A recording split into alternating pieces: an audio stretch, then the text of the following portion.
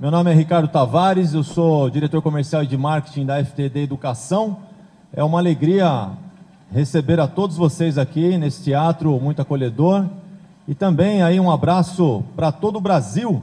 Nós estamos aí também ao vivo em 5.000 pontos streaming via web, com aproximadamente 30.000 educadores nos assistindo, participando desse mega evento nessa tarde. Antes de mais nada, muito obrigado pela sua presença, muito obrigado pelo seu tempo. A gente sabe que ele é muito precioso nesses tempos de tanta correria que temos, os nossos desafios, né? Por que estamos aqui? Muito bem. A FTD Educação fez esse ano 116 anos e participou aí dessa jornada toda de muitas coisas, muitas mudanças na educação brasileira, que inclusive eu como professor também, e vocês fizemos parte. Quem é que lembra da LDB aqui de 96? Então eu estava lá, né? Quem é que lembra aqui dos parâmetros curriculares nacionais? Estão se entregando, hein? Vocês estão se entregando. Agora essa aqui é mais fácil, né? Quem é que lembra do novo acordo ortográfico da língua portuguesa? Todo mundo, né? E aí vocês vão falar daqui uns anos, né? Na BNCC eu estava lá também, né? Nessa discussão toda que coube a nós, no nosso tempo, trazer isso e traduzir isso para as escolas, mas principalmente para a sala de aula. E a FTD, como uma empresa de educação, já conhecida de vocês, pretende aí com muito arrojo dar uma grande contribuição nessa temática, né? Então é um momento histórico e a gente faz parte dele. Nesse sentido, a gente uniu alguns grandes educadores para trabalhar essa temática conosco e também um mediador que vai conduzir aqui os trabalhos com vocês, que não sou eu, né? Ainda bem, porque o desafio é bastante grande, porque o nível aqui é bem elevado, né? E eu não daria conta disso. E essa pessoa que vai nos dar esse prazer,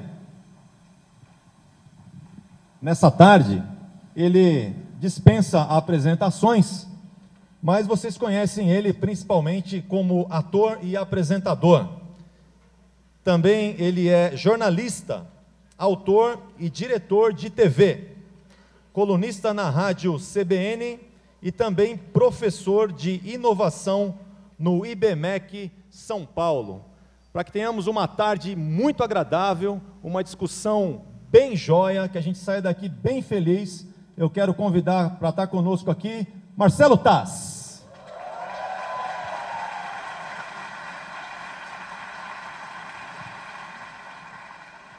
Obrigado, boa tarde. Tudo bacana.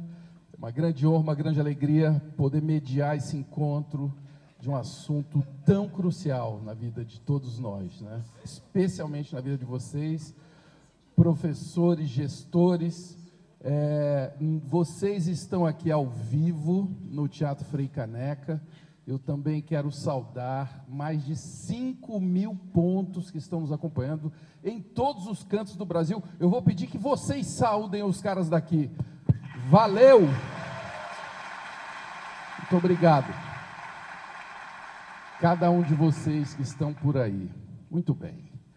Bom, o nosso tema, como o Ricardo adiantou, é o que muda com a chegada da BNCC, Base Nacional Comum Curricular. Como que ela garante os direitos de aprendizagem, que é o que importa. A nossa intenção aqui hoje é traduzir esse assunto numa fala direta, transparente e também poder ouvir vocês. Vocês vão poder fazer perguntas. Tenho a honra e a alegria de poder anunciar aqui as pessoas que vão estar com a gente, especialistas que estão, assim, muito mesmo próximos do tema e que vão nos ajudar nessa tarefa. Eu vou anunciar os nomes, mas depois eu vou pedir que cada um deles venha até aqui. Vai funcionar dessa forma. Eles vão fazer a primeira fala deles, tá certo?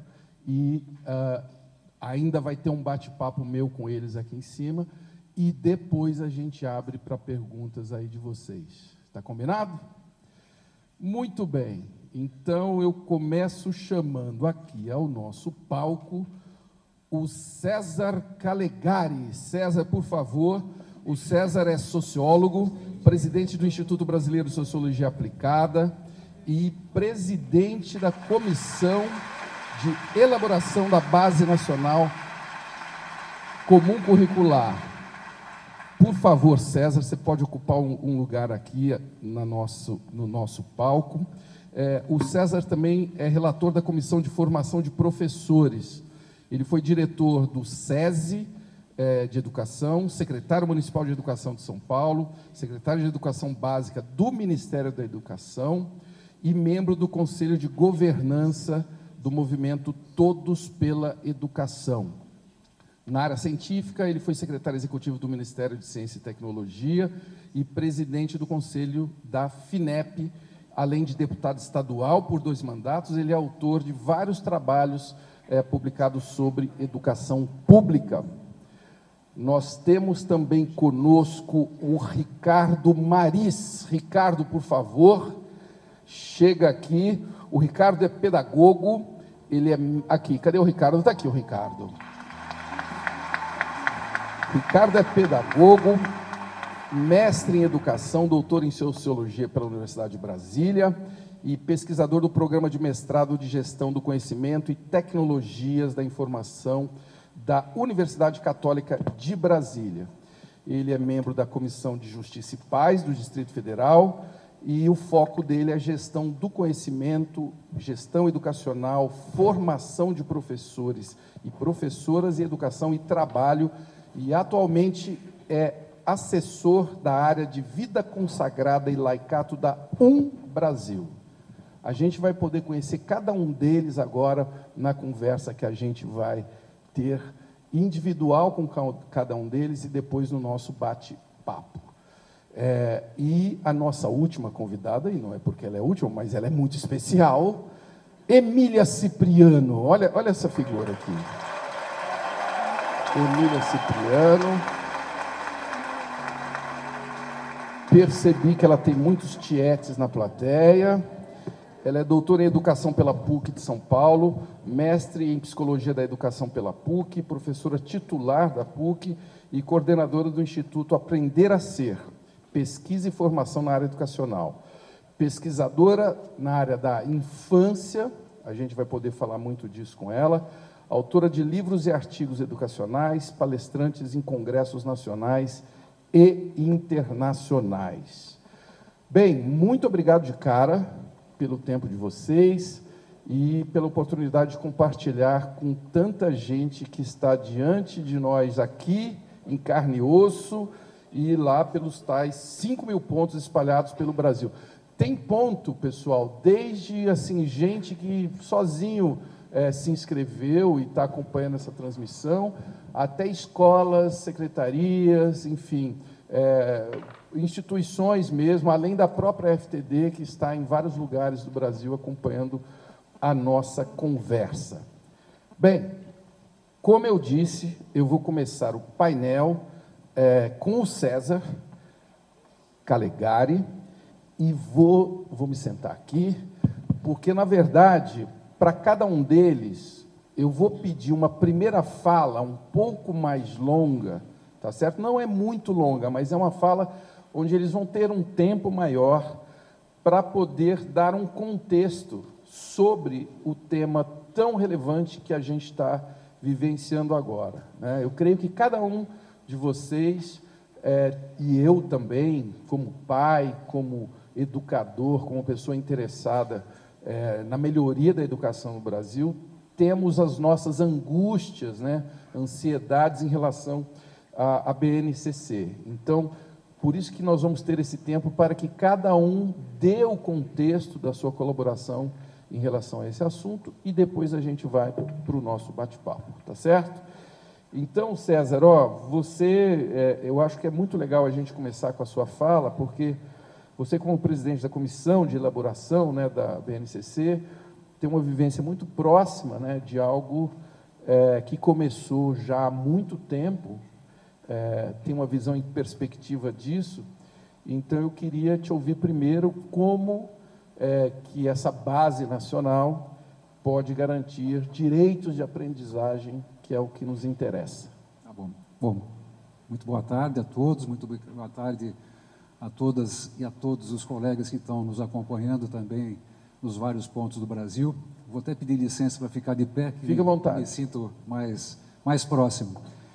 E como o Marcelo Taz acabou de dizer, a partir de um longo percurso que veio da Constituição do Brasil, depois da própria LDB, que já falava de Base Nacional Comum Curricular, a Lei do Plano Nacional de Educação, que está em vigor, fala e determina a produção de uma base nacional curricular, e esse trabalho foi, depois de muitas discussões e de muitas contribuições, finalizado como um parecer e uma resolução do Conselho Nacional de Educação que está em vigor.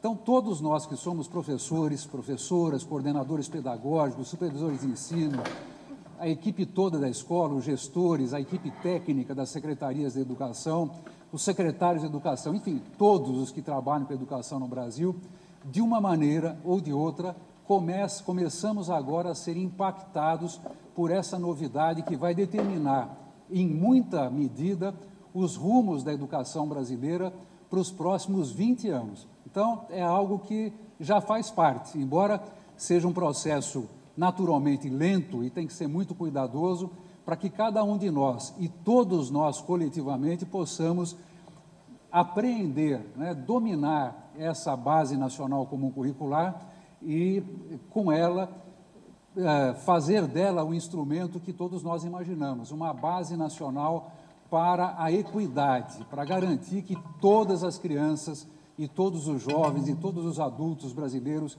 que estudam nas escolas públicas e também nas escolas particulares tenham os mesmos direitos de aprendizagem e desenvolvimento.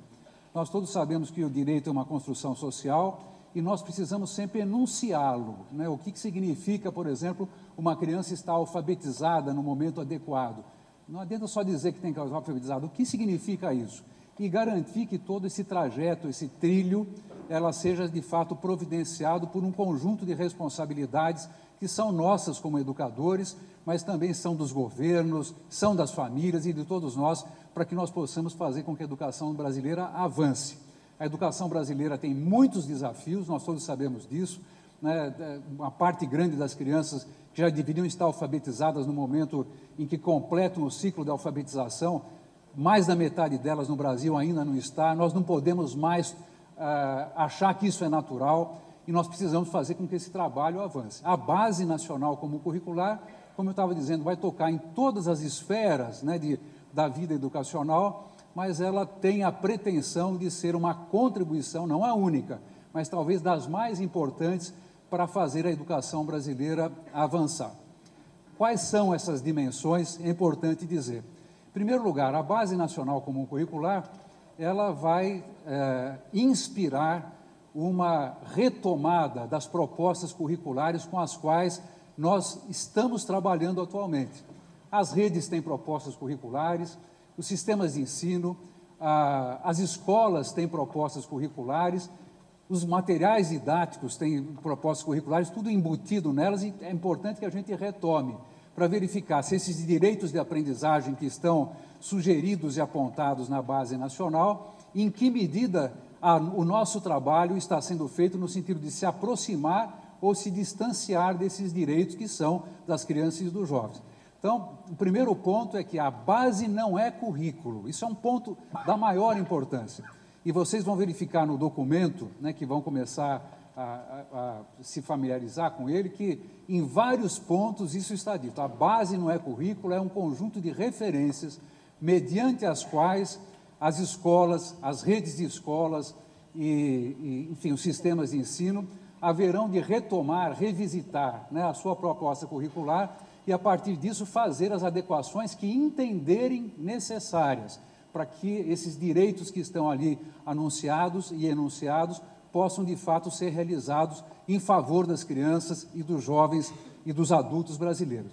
Então, esse é o primeiro ponto. O segundo ponto, no que diz respeito a livros e materiais didáticos. Nesse instante, a FTD, os seus autores, assim como todas as demais editoras de livros e produtoras de livros e materiais didáticos no Brasil, estão fazendo mudanças e adaptações das suas coleções e seus materiais com base na Base Nacional Comum Curricular referida à educação infantil e ao ensino fundamental. Então, tudo aquilo que será objeto das escolhas que haveremos de fazer ao escolher livros e materiais didáticos, nós precisamos, já que vamos exercer a nossa capacidade de fazer escolhas, dominar os elementos da base para verificar se aquelas escolhas que vamos fazer em relação à nossa proposta curricular, em que medida estão contempladas nos livros e materiais didáticos que o Programa Brasileiro, o Programa Nacional do Livro Didático, vai disponibilizar a cada ano, em cada fase do ensino fundamental e também da educação infantil. Então, esse é um ponto importante. Outro ponto importantíssimo, a dimensão, diz respeito à formação dos educadores. Nós todos sabemos que nós, como professores, somos profissionais em permanente formação e, tanto no que diz respeito à formação inicial que nós recebemos nas nossas faculdades e escolas de formação de professores, esses currículos todos dos cursos de licenciatura passarão a ter uma inspiração ligada à Base Nacional Comum Curricular, mas também as atividades de formação continuada dos educadores. Eu tenho a impressão que, nesse instante, já que nós temos essa novidade no ar na educação brasileira, que é a BNCC, o foco das atividades formativas que são realizadas pelas secretarias de educação e pelas escolas, nesse instante deve ser uma compreensão coletiva, quase que uma leitura coletiva do que está sendo proposta na BNCC. E discutir isso, discutir no exercício da autonomia que as escolas e os professores têm, verificando se aquilo que está proposto na BNCC e em que medida é ou não adequado em relação à nossa estratégia, à estratégia de cada escola e de cada um de vocês. Então, é isso que precisa ser visto. Então, formação de professores talvez seja o ponto mais importante, porque não adianta ter um documento. Se esse documento, esse conjunto de referências, não for de alguma maneira compreendido e assumido de uma maneira crítica e criativa pelos educadores brasileiros, ele de nada vale, né?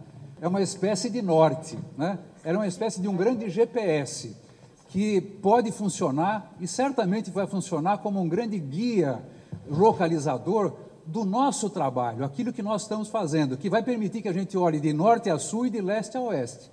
Norte a sul, para que a gente perceba que no momento em que nós estamos trabalhando, eu, professor, por exemplo, estou trabalhando com um aluno no 5º ano do ensino fundamental, no campo da história, por exemplo, né, o que deverá estar sendo desenvolvido pelos meus colegas quando esse meu aluno estiver no 9º ano do ensino fundamental.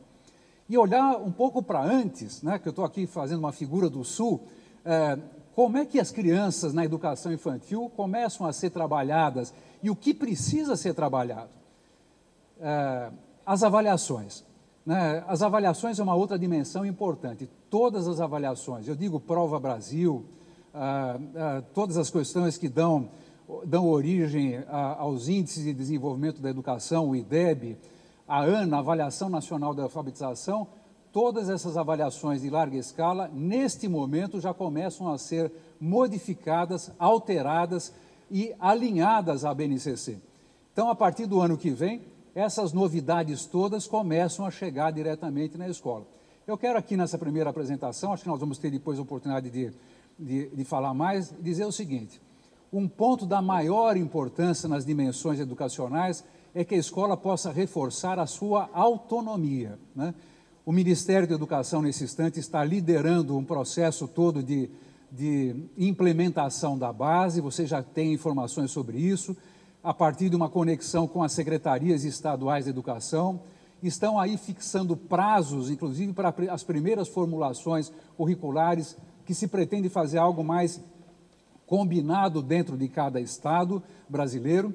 Então, agora, todos esses prazos não podem atropelar o processo fundamental que deve ser guardado com muito cuidado pelas escolas e pelos professores, que é exatamente a autonomia.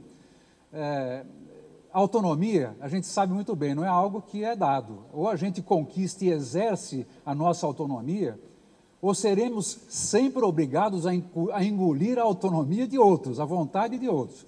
Então, é muito importante que a escola se retome, assume, se empodere. E isso deve ser feito através de um movimento coletivo dos educadores, com os coordenadores pedagógicos, tomando a Base Nacional Comum Curricular como referência e não como currículo, e fazendo as modificações que entenderem justas e necessárias, né? Permitindo, portanto, que a gente possa avançar no processo da educação. Eu tenho a impressão que a base, né, ela ainda vai ter muitos ajustes, já começa a ter ajustes. Esses ajustes vêm exatamente a partir do momento em que, mão na massa, professoras e professores brasileiros comecem a verificar aquilo que é mais próprio, aquilo que pode ser modificado, e o Conselho Nacional de Educação já começa a receber esse conjunto de manifestações. Eu espero que, a partir dos próximos anos, as consequências de uma base nacional comum curricular se façam sentir. E se façam sentir no sentido de que a educação de qualidade seja, de fato, um direito de todas e de todos no Brasil, que professores e professoras no Brasil possam ser sempre valorizados, porque não há educação de qualidade sem que se valorize o magistério em todos os níveis, que a gente possa valorizar a educação infantil, o ensino fundamental e o ensino médio, e que o documento da Base Nacional Comum Curricular seja sempre um documento em construção. Eis aqui a Base Nacional Comum Curricular como documento, 460 páginas, né, que não devem assustar ninguém, porque nós vamos verificar que boa parte daquilo que está aqui é o reflexo, o espelho do trabalho que já vem sendo realizado pela grande maioria dos professores e de professoras no Brasil. Então, isso aqui é um reflexo disso, mas é um reflexo que está completo, né? Completo, embora inacabado, mas que vai levando em consideração os diferentes momentos da educação e, portanto, permite uma melhor integração do Sistema Nacional de Educação. Eu quero agradecer, né, a FTD por essa oportunidade desse encontro e espero que a nossa conversa aqui possa prosseguir com debates e, eventualmente, eu possa responder algumas questões dos colegas aqui presentes e daqueles que estão nos acompanhando em outros locais do nosso país. Muito obrigado por enquanto. Muito obrigado, César.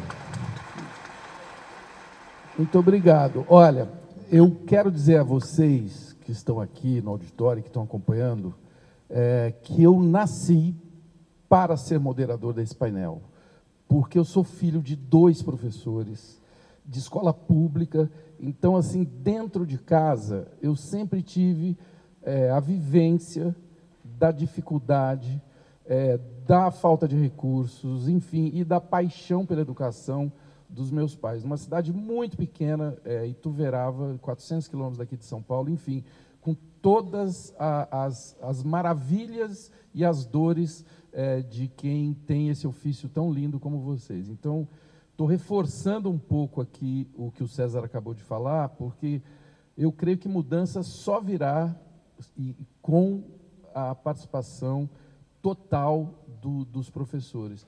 E eu aprendi na minha vida também que mudança é uma coisa que a gente não gosta. Vamos ser sinceros, gente.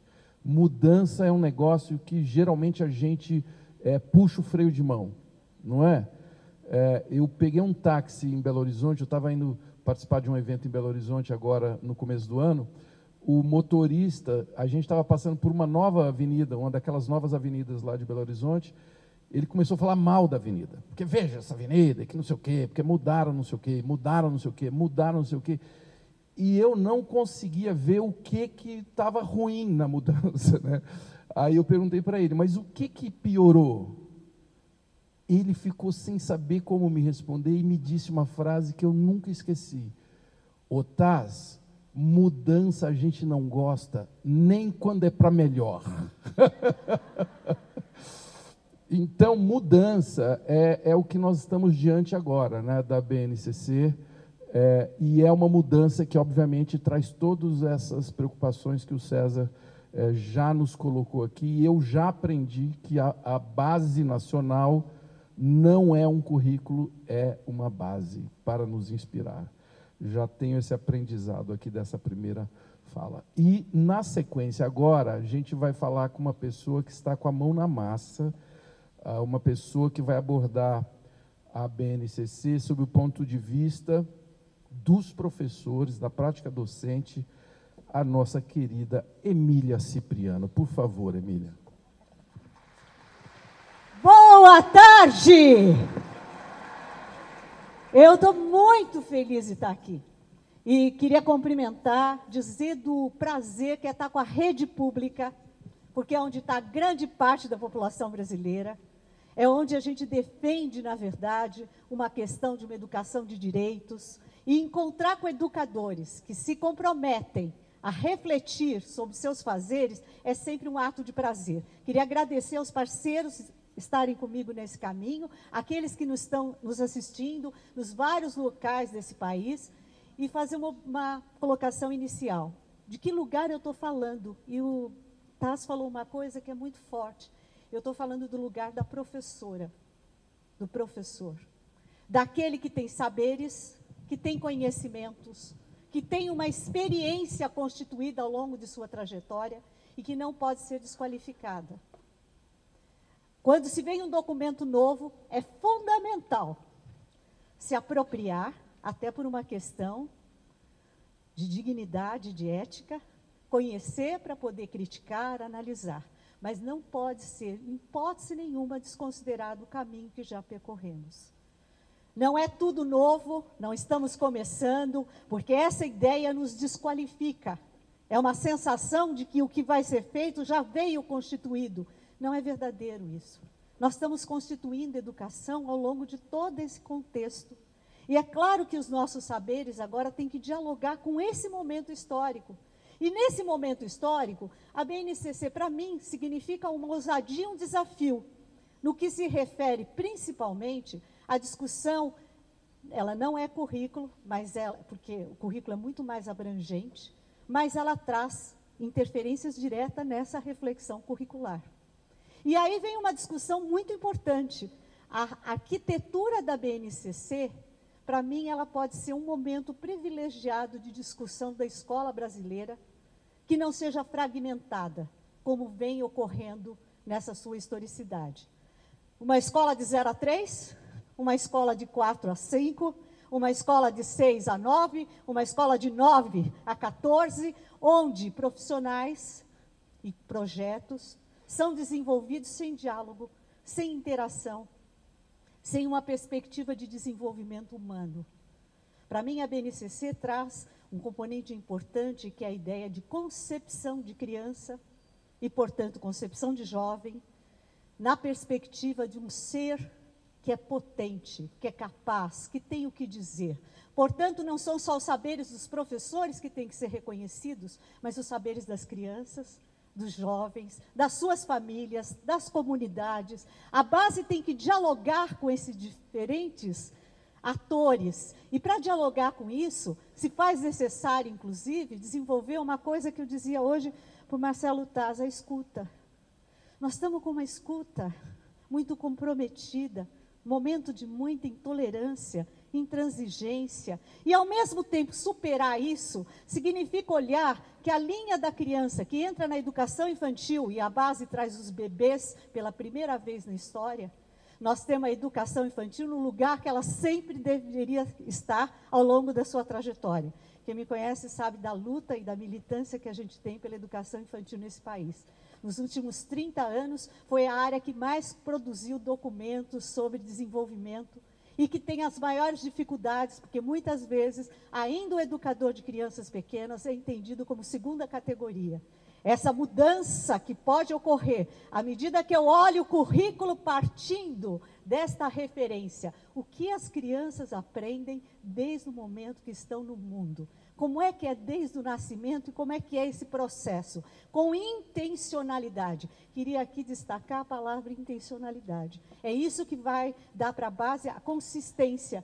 Qual é a intenção do meu ato educativo? Por que estou realizando determinadas coisas? É um momento da gente fazer esse exercício de confrontar, inclusive, as nossas ações, as nossas reflexões, as nossas contribuições, mas com seres concretos, numa história concreta e cada vez materializando mais essas ideias. Que eu queria falar depoimento pessoal de que eu sei o que é escola pública, e quando você falou, me tocou também, e eu sempre coloco essa questão, porque eu acho que ela é muito relevante na minha história. Eu sou fruto de uma escola pública, e sou filha de nordestinos, do estado mais pobre do Brasil, que é o Piauí, e naquele momento, meus pais vieram para São Paulo, justamente porque eles queriam dar uma educação de qualidade para os seus filhos. Vocês conhecem esse sonho, esse desejo? E aí o que ocorreu? Eu nasci aqui em São Paulo, mas me lembro que meu pai, só com 2 filhos, fez uma luta imensa para que a gente pudesse estudar. Ele dizia, esse é o maior patrimônio. Mas eu não vou esquecer o dia que eu terminei meu doutorado. Foi uma marca incrível. Eu estava na PUC de São Paulo, que é meu espaço de reflexão, de acolhida e de produção. Quando eu terminei de apresentar a minha tese, meu pai estava sentado no fundo, ele esperou todo mundo cumprimentar, veio pertinho de mim com aquela humildade que lhe era característica, olhou para os meus olhos e disse, filha, esse negócio que você fez deve ser importante. Aí eu disse, é muito, papai. Para a academia é. Ele disse, mas eu vou te contar um segredo para mim que não fiz essas coisas que você fez. Se você não usar isso aí para o bem das pessoas, você não é digna desse título. E tem mais, a tua responsabilidade é maior. Porque quantos gostariam de ter tido acesso àquilo que você teve? E aí vem uma questão importante. Eu pergunto nesse auditório, quem daqui seus pais não tiveram curso superior? Deem uma olhada. Pesquisa nacional, o número é muito expressivo. Portanto, a nossa responsabilidade é maior, muito maior. E aí vem a questão da BNCC, na educação infantil, ela tem uma arquitetura que é produto, construção e dialoga com os documentos. Essa é uma outra questão importante a ser ressaltada. Ela dialoga com os documentos que foram construídos nesse processo. Entre eles, eu destaco aqui as diretrizes curriculares nacionais, que apontam 3 grandes princípios que a base trabalha nesse processo, que é a dimensão ética, que é fundamental num projeto, a dimensão estética, tudo ligado à sensibilidade, às relações, e a dimensão na ética, na estética, e aí vem a terceira, que é a palavra mais difícil de falar hoje, que é a dimensão política. Só que todo ato de vida é um ato político e tem que ser entendido na sua totalidade. Vejam que essas 3 dimensões perpassam a organização da base na sua totalidade. Além disso, ela traz uma questão que é muito importante. Ela reforça os documentos da educação infantil, entre eles as diretrizes curriculares, que trazem que os 2 grandes eixos da educação infantil são as brincadeiras e as interações. E o documento inteiro trata de campos de experiência para garantir, inclusive, essa perspectiva. E é nessa relação, aqui queria deixar muito presente isso, olhando para os olhos de cada um de vocês, que não lessem a base lá nas habilidades, mas que partissem da base lendo a sua concepção, para saber o que está por trás. E a partir daí fosse realizando as suas conexões com o seu fazer, olhando para a sua criança, para a sua comunidade, para a sua escola, para o coletivo de professores. Essa é uma outra questão fundamental. O professor do ensino fundamental precisa conhecer o que a educação infantil faz e a educação infantil o que o ensino fundamental faz. Nós não podemos continuar com essas barreiras aí que nos distanciam profundamente e não conseguimos construir um currículo que, de fato, seja de desenvolvimento da integralidade humana. Essa aproximação não pode ser aparente, ela tem que ser uma aproximação de princípios, de reflexões, de interações, porque aquele bebê que nasceu, foi ele que foi crescendo nas mãos de nós educadores. E, portanto, por que essa desconexão? Por que essa distância e fragmentação tão presente? Eu sei que eu adoraria continuar, mas eu vou respeitar o tempo, por incrível que pareça, e dizer a vocês, com todas as letras, eu vim para esse debate com o meu coração muito aberto, porque eu não tenho dúvida, como pessoa, como mãe, como mulher, como pesquisadora, esse é o momento de mudar a educação desse país. Não vamos perder essa chance. Muito obrigada. Obrigado. Emília Cipriano. Que danada essa menina, né? E eu acho que foi inspirada nela que Monteiro Lobato deu o nome à boneca. Emília, né? Deve ter sido, não é possível? Obrigado, Emília. Você trouxe reflexões que nos encaminham para o nosso terceiro convidado. A Emília falou muito de fragmentação. E nós vivemos num mundo que existe uma tendência à fragmentação. Vivemos uma transformação muito gigantesca diante dos nossos olhos, que é a revolução digital. E ela, sozinha, não faz nada, ela é só uma ferramenta. Mas, se nós não aproveitarmos as oportunidades dela, a gente pode viver num mundo muito que se acentua essa fragmentação, que é um dos aspectos que a Emília trouxe aqui na sua fala. E por isso que eu quero passar a bola agora para o Ricardo Maris, que é um pedagogo que estuda com muita consistência essa transformação digital, e de cara te provocar no seguinte, Ricardo, você está vendo que a tecnologia está sempre se metendo na vida da gente, né? Inclusive aqui. E é justamente essa a minha provocação para você, Ricardo. Como que se avalia o uso da tecnologia hoje nas escolas brasileiras?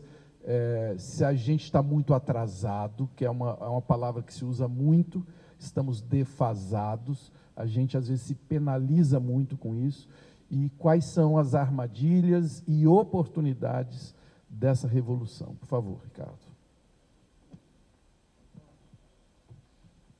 Tecnologia. Boa tarde. Eu quero pedir licença, primeiro agradecer muito essa oportunidade de conversar com vocês aqui e conversar pela internet com esse Brasil todo, com um grupo de educadores e educadoras. Nós somos mais de 2.100.000 educadores nesse país, na educação básica, e que educam mais de 40 milhões de estudantes. Então, nós fazemos a roda girar, e acho que é importante que a gente se dê conta desses números também. Então, agradecer muito a oportunidade de partilhar com vocês algumas ideias. E eu trouxe um caderninho como instrumento para discutir sobre tecnologia, e para que eu pedir licença para usar meu caderninho aqui para acompanhar um pouco a fala de que eu planejei para vocês. A cultura digital, na verdade, ela é uma espécie de moldura de toda a ação da escola daqui para frente. Ou seja, um quadro só com a moldura é vazio, e um quadro sem a moldura fica faltando alguma coisa. Então, a cultura digital não é tudo para a gente. Ela não vai resolver tudo. O uso da tecnologia não vai resolver tudo, mas ele pode nos ajudar, se a gente passar a usar a tecnologia. E aqui vem uma primeira questão.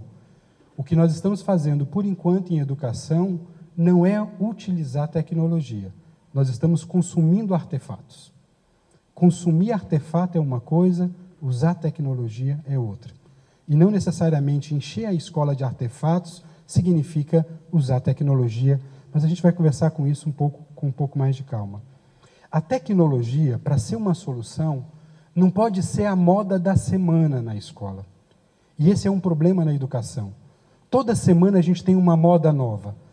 Tem hora que nós na escola ficamos como um cachorrinho que joga a vareta para um lado, a gente corre para aquele lado. Joga a vareta para o outro, a gente corre para esse lado. E isso tem gerado na gente uma espécie de labirintite social. Sabe, a escola anda tonta de tanto correr de um lado para o outro e às vezes não sai do lugar. E isso gera uma contradição interessante. O Tás estava falando do taxista, Tás, da história lá da mudança. Na verdade, na escola, o efeito a escola tem sempre algo novo, mas não muda. Você entende isso? Sempre a gente tem alguma coisa nova na escola. Educador tem uma síndrome, e esse período agora do ano, essa síndrome já está nos atacando, em maio, que é a síndrome do domingo à tarde. Depois do almoço, a gente dorme um sono e acorda assustado e assustada, lá pelas 4 horas da tarde, com a seguinte pergunta: o que a escola vai inventar essa semana? E acabou nosso domingo com essa síndrome. Então a gente passa a ter medo da mudança mesmo, a evitar a mudança.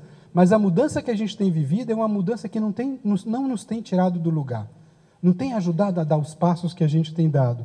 Então, na verdade, se a tecnologia for a moda da semana, ela não vai contribuir. Ela não tem essa força para contribuir se for a moda da semana na educação. Quer dizer, nós vivemos uma espécie de esquizofrenia pedagógica. A gente vai falando uma coisa e fazendo uma outra. Essa distância entre a fala e a prática, ela tem que ajustar. Caso contrário, nós vamos encher a escola de artefatos e vamos criar, na verdade, uma versão high-tech da escola da palmatória, entende? É cheio de aparatos, mas continua sendo a velha e boa escola da palmatória. Nós não vamos conseguir mudar nesse sentido. Nós temos um desafio enorme nesse momento. Olhar para frente passa por compreender a cultura digital. Mas nós temos desafios que nós deixamos para trás, que nós também temos que recuperar. E um desafio, no caso nosso do Brasil, ainda é o fracasso escolar, como o César estava sinalizando. E nós somos, gente, a única profissão das que eu conheço que se orgulha do fracasso. Eu não sei se nas escolas de vocês já estão no período do conselho escolar, do primeiro conselho, começando a viver isso. Pois bem, nós estamos vivendo o conselho escolar agora. Eu nunca vi nenhum engenheiro ficar feliz com a ponte que caiu. Eu nunca vi um grupo de médicos comemorar a morte de um paciente depois da sala de cirurgia. E eu já vi grupo de professores sair do conselho de classe felizes porque o aluno foi reprovado, porque o aluno não conseguiu aprender. Ou seja, se ele não aprendeu, nós não ensinamos. Não existe, eu ensinei, mas ele não aprendeu.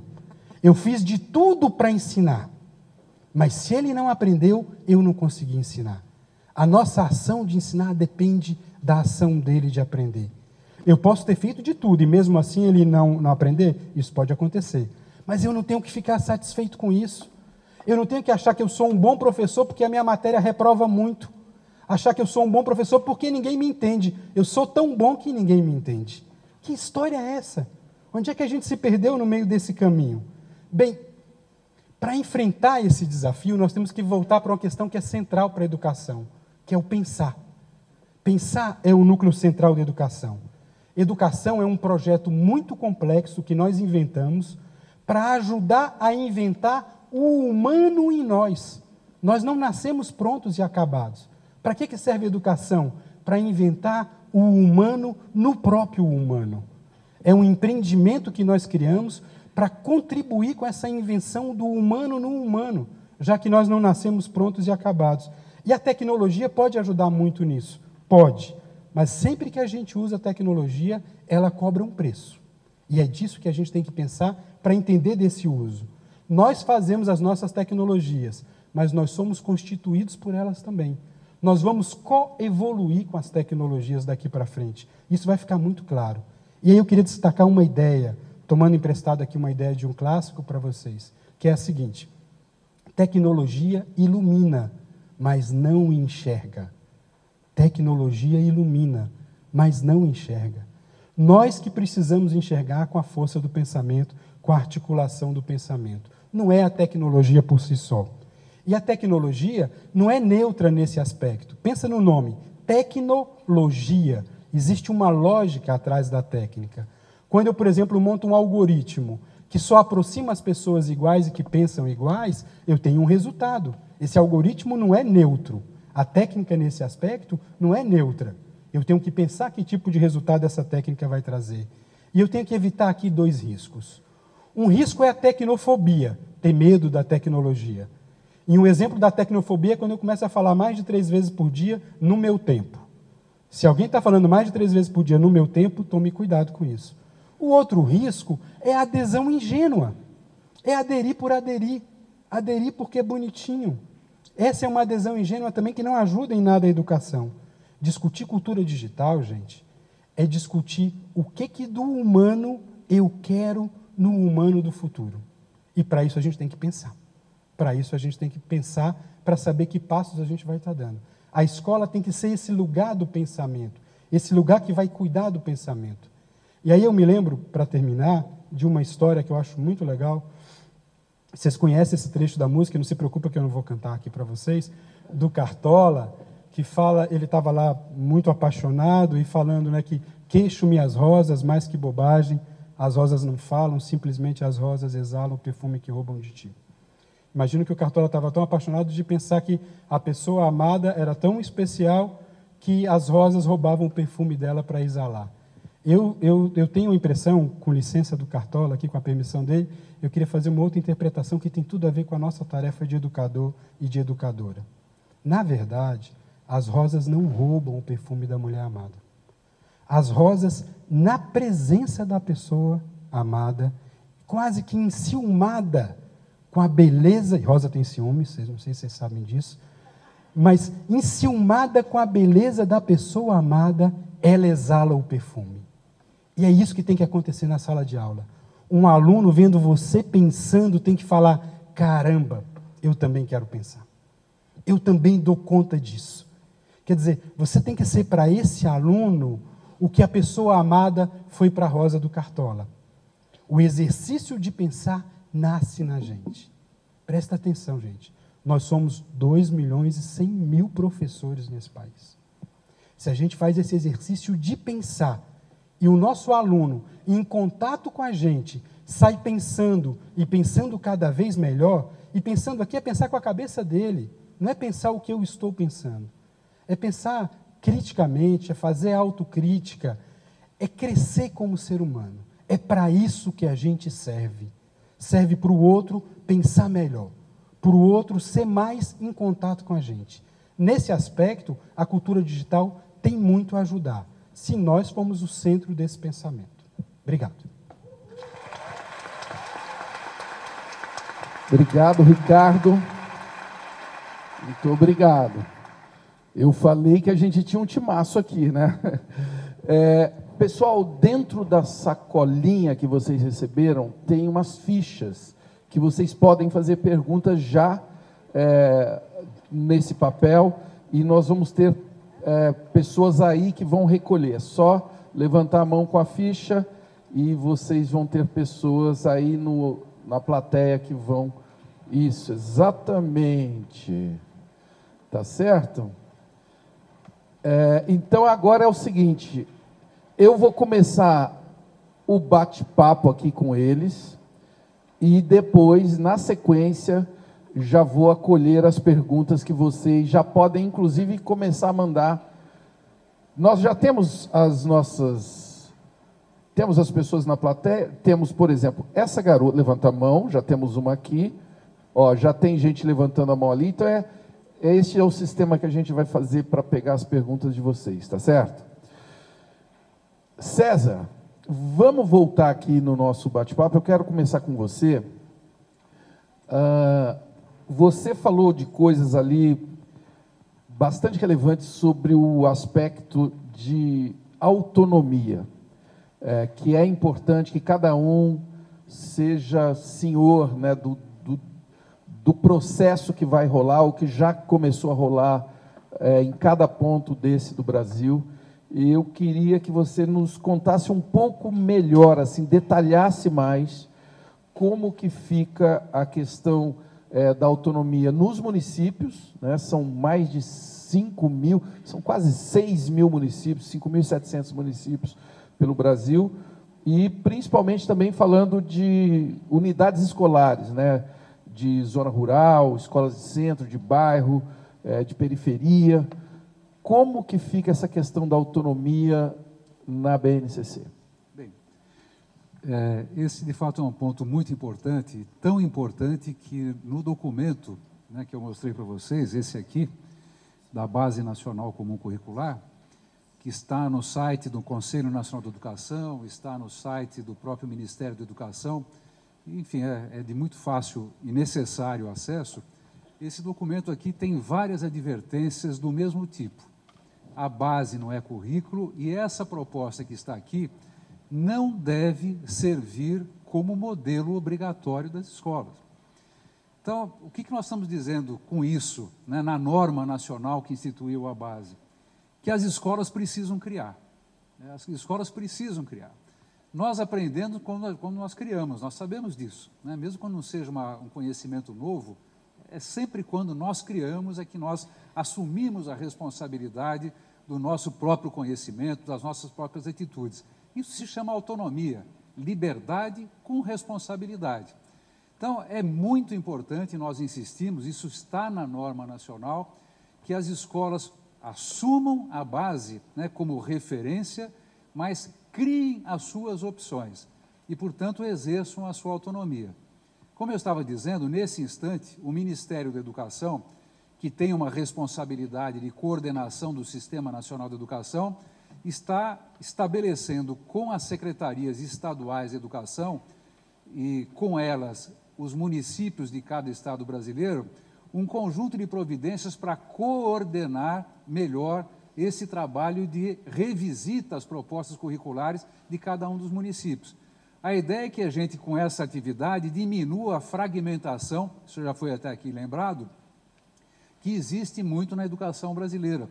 Lembre, né, que a base é a expressão dos direitos de aprendizagem das crianças, jovens e adultos no Brasil. Então, vamos diminuir e fazer com que esses direitos sejam mais fortes, mais unidos e que todos possam trabalhar o mais junto possível para que esses direitos possam ser, de fato, realizados.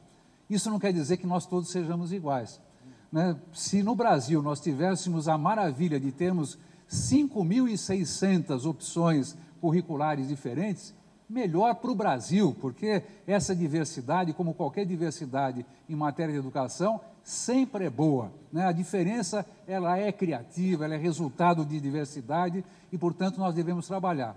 Então, a unicidade, que é a unidade na diversidade, é o que está sendo trabalhado. Eu faço aqui apenas uma advertência, né, para terminar, né?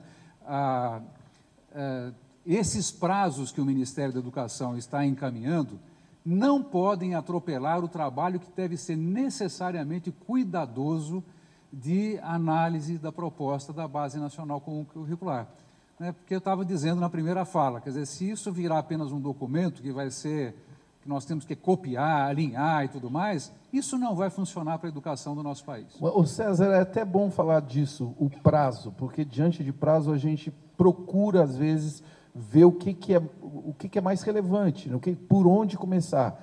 Queria que se abordasse isso também, porque o prazo é algo que está aí, é uma coisa concreta, né?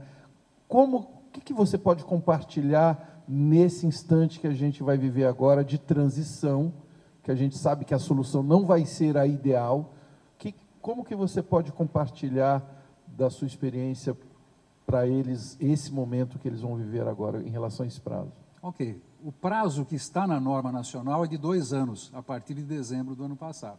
Isso está, mas, como eu expliquei, muitas dimensões de reflexo da base nacional já começam a ser trabalhadas e elas vão acontecer já no ano que vem, e algumas até neste ano, né? Como eu estava dizendo, a escolha de livros e materiais didáticos que muitas escolas, principalmente dos anos iniciais do ensino fundamental e da educação infantil, vão fazer ainda neste ano, terão já como referência a Base Nacional Comum Curricular. Então, nós temos que avançar. As avaliações nacionais, né, que já no ano que vem serão realizadas, terão a base como referencial. Então, apesar de nós termos 2 anos para fazer as adaptações e mudanças que as escolas entenderem necessárias que devem ser feitas na sua proposta pedagógica e curricular, esse trabalho tem que começar agora. Por isso, os prazos que o Ministério da Educação está trabalhando é que, até o final deste semestre, né, nós devemos ter uma primeira proposta coordenada dos municípios e dos estados, uma espécie de revisão curricular, que vai ser, durante o 2º semestre, submetida a consultas públicas. É muito importante que haja uma efetiva participação dos professores brasileiros, para que até no final desse ano, e esse é o prazo do Ministério, não é mais nem do Conselho Nacional da Educação, nós tenhamos o avanço, né, de um primeiro passo, né, de uma implementação da Base Nacional Comum Curricular. Então, esses são os prazos que dizem respeito a cada escola, a cada sistema de ensino, a cada secretaria municipal e também às secretarias estaduais de educação. Os outros prazos, Marcelo, são aqueles que eu falei. Os prazos que vão acontecer nos exames e nas provas de larga escala, as avaliações em larga escala, livros e materiais didáticos, concursos públicos, enfim, vários outros subsistemas de educação terão o prazo já do ano que vem já sendo efetivado. Muito bem. Emília, você eu queria te abordar numa coisa específica, sobre a relação entre documentos da educação infantil, que é a sua praia, né, deliciosa. Que relação que existe entre referencial curricular nacional, diretrizes curriculares nacionais e a BNCC? Eu penso que a educação infantil na BNCC foi a que mais contemplou o caminho percorrido do ponto de vista legal. Ou seja, como foi uma área em construção, que produziu muito nesses últimos anos em relação ao conhecimento sobre criança. Nós somos um país que temos documentos de parâmetros de qualidade, indicadores de qualidade, temos diretrizes nacionais e a base dialoga com esses materiais. Ou seja, os princípios, a concepção apontada pela base vem ao encontro, ela materializa essas questões que estão sendo colocadas na base. É importante perceber a linha de progressão que a base traz. A base traz 3, e eu queria aqui deixar muito presente, que a gente teve momentos de debates, audiências públicas, conferências, discussões. Isso não foi uma coisa simples de chegar a esse desenho. Mas a última versão tem um avanço, inclusive, em relação à educação infantil, porque havia entre os campos de experiência um que chamava-se oralidade escrita. E a gente sabe que quando fala de oralidade escrita, as pessoas entendem alfabetização. E aí era uma luta que nós, da educação infantil, ao longo das nossas reflexões, de não haver antecipação, nem preparação para ensino fundamental, mas sim um tempo de vida próprio, que as crianças tenham tempo para se apropriar desses processos. Então, a base contempla agora, ao invés de falar nesse campo de experiência de oralidade escrita, ela fala de fala, escuta, ela fala de aprendizagem e ela fala de pensamento, o que eu acho bastante significativo, e imaginação. Ou seja, a criança que, desde o seu início de vida, está no espaço educativo, tendo ação e interações com outros humanos, tendo contato com os objetos de conhecimento, os livros, os brinquedos, o espaço físico, a organização, as brincadeiras, em especial a cultura local, tudo isso perpassa essa aprendizagem. E a base faz essa progressão, garantindo um caminho aí de olhar para essa criança do bebê à criança de 6 anos, a 5 anos, e só uma advertência aqui, que eu não posso deixar de colocar. Nós tivemos um problema no país bastante sério quando as crianças de 6 anos foram para o ensino fundamental. Porque o que ocorreu? Isso foi feito de uma forma, em muitos momentos, eu não posso generalizar, mas trouxe um prejuízo grande para as crianças, que foram justamente elas serem encaradas como tivessem 7 anos. O ensino fundamental recebeu a criança, desconsiderando todo o caminho e a história percorrida. Isso não pode se repetir. Então, garantir às crianças, nesse caminho, seu desenvolvimento, garantir às crianças as suas descobertas, ter presente que trabalhar com criança é trabalhar com uma metodologia ativa. Trabalhar com criança é reaprender, inclusive, a olhar as múltiplas linguagens, a linguagem do corpo, a linguagem dos olhos, a linguagem do chão, a linguagem das estrelas, a linguagem dos sonhos, a linguagem dos desejos. Ai, que lindo. Eu que sou professor Tiburcio, adoro trabalhar com criança.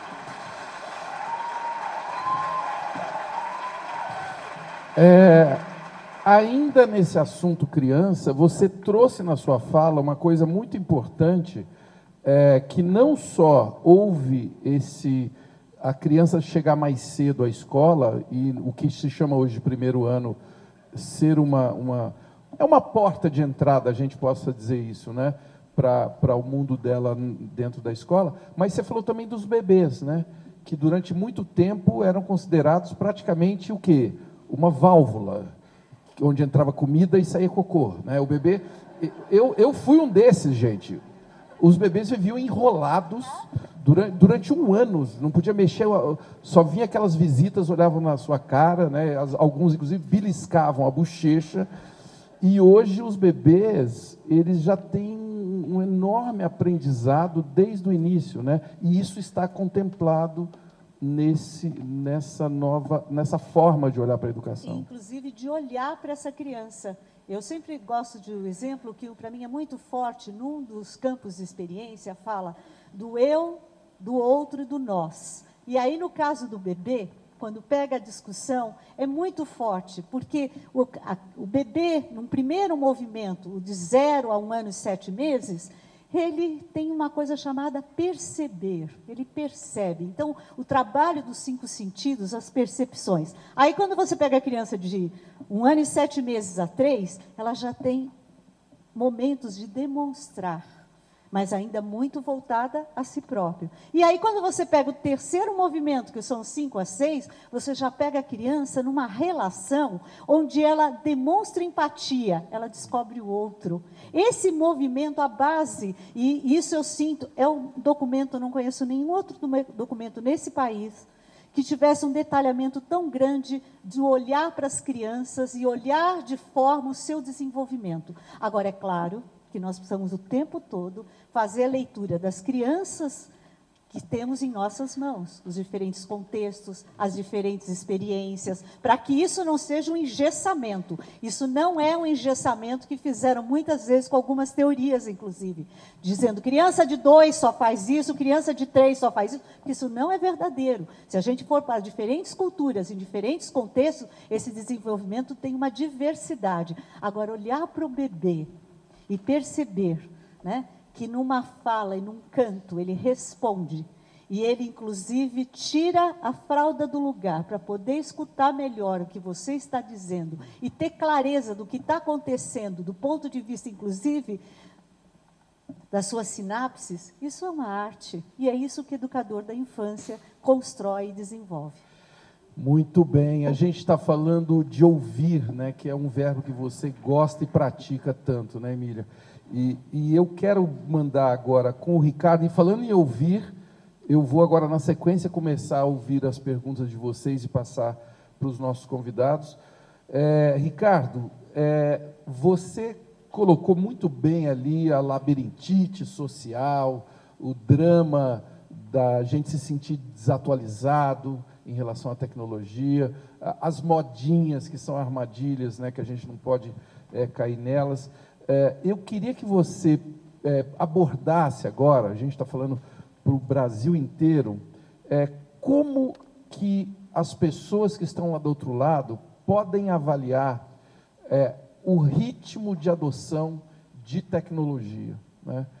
Como que elas podem experimentar alguns recursos, né, que elas possam ter à disposição. Algumas vão ter mais, outras vão ter menos. Como que a pessoa pode avaliar se o passo que ela está dando é legal, ou se ela precisa acelerar, se ela está muito atrasada, se ela está num ritmo bacana? Eu penso que a educação, ela entrou, para pegar essa ideia do passo, Marcelo, em descompasso com um elemento que é o insumo do nosso trabalho, que é a informação. Com todo o avanço tecnológico, nós modificamos a dinâmica da informação. Então, nós produzimos informação de uma forma diferente, num volume excepcional e circulamos de maneira inusitada. Bem, não dá para continuar fazendo a aula, fazendo a escola, como se a informação tivesse centrada só em nós, professores, ou na escola. Essa é a grande mudança. A dinâmica da informação mudou. Bem, então, para tentar responder a tua questão, o que na escola eu consigo fazer para entrar no compasso dessa nova dança, de produção dessa informação? Eu vou ter clareza que eu não preciso de ser o centro da informação, por exemplo. É besteira querer competir com a internet do ponto de vista do volume da informação. Mas eu posso fazer um trabalho de curadoria dessa informação. Olha, esse trabalho vai ser bem mais útil para mim do que qualquer outro artefato. Então, o que eu penso hoje, se eu tivesse, num município, por exemplo, de vocês, eu tivesse que priorizar, eu priorizaria acesso. Acesso é a questão central. Ter acesso e velocidade nesse acesso, o resto a gente faz. O resto a gente dá conta. Cada um no seu ritmo dá conta. Eu prefiro um professor e uma professora, e aqui eu não estou fazendo um elogio à precarização do nosso trabalho, não, mas eu prefiro, do fundo do coração, um professor e uma professora muito bem formados, debaixo de um pé de mangueira com Wi-Fi, do que um professor mal formado e uma sala cheia de artefato, cheia de cacarecos. Esse professor com acesso e uma turma, a gente faz o estrago, porque o restante está aí colocado. Então, acho que cada um, dentro da sua situação, se conseguir, o que a gente precisa hoje é, eu tenho um grande livro sendo produzido em aberto. Como é que no meu processo de aprendizagem eu me aproveito desse grande livro chamado internet em aberto? Como é que cada um, a partir do passo que se encontra, consegue aproveitar disso? Ricardo, você toca num ponto bastante crucial, que é curadoria. Nós vivemos hoje uma abundância de informação inédita na história humana. Quem é comunicador como eu vive isso na pele todos os dias. Quer dizer, o telespectador, que era um cara que ficava grudado na poltrona, aliás, ele era chamado da poltrona, né? O piscite da poltrona, né? Ele vivia morto na poltrona. Na verdade, a televisão era um abajur, né? E hoje ele é um cara que participa, ele é um cara que critica, ele é um cara que produz conteúdo e manda de volta. Então, é legal isso que você falou de colocar o papel do professor, ao invés daquela coisa da gente achar que não, agora não precisa do professor, é agora que precisa de alguém para fazer essa curadoria. É isso que você diz quando fala da mangueira com Wi-Fi, não é? Olha só, a educação tradicional, ela tinha um problema que era excesso de passado. Na educação líquida, que é uma educação, para pegar uma homenagem ao Bauman, que a gente pode construir como uma resposta equivocada, ela pode ter excesso de futuro e falta de conteúdo. Então, nós não podemos abrir mão do conteúdo, abrir mão do conceito. O que mudou é que, para a construção desses conteúdos e dos conceitos que são fundamentais na educação, eu tenho um acesso enorme às informações hoje. Agora, são tantas informações que eu não sei o que fazer. No modelo tradicional de censura, eu não te dou nenhuma informação e você não sabe o que fazer.